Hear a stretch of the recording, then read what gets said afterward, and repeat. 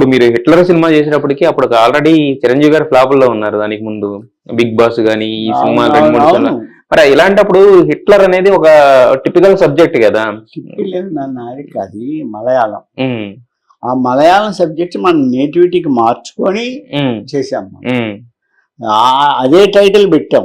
కానీ ఇక్కడ Hitler already register చేస్తున్నాడు అప్పుడు. దానికి అందుకని చిరంజీవి హిట్లర్ అని పెట్టాం. అప్పటి నుంచి ఉంది ఆ హిట్లర్. ఇప్పుడు కన్నడం మమ్మడి చేసి హిట్లర్ అన్నాడు.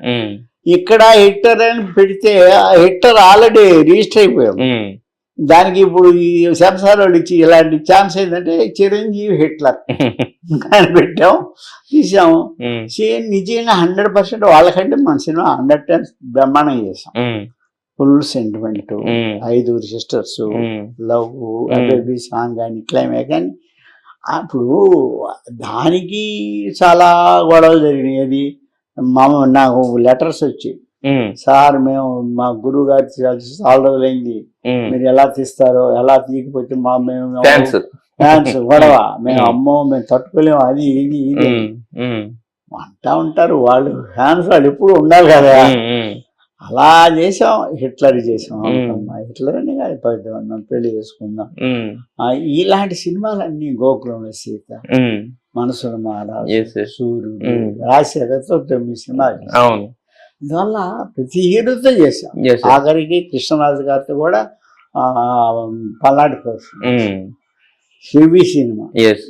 అందువల్ల ఒక తృప్తి ఉండాలి.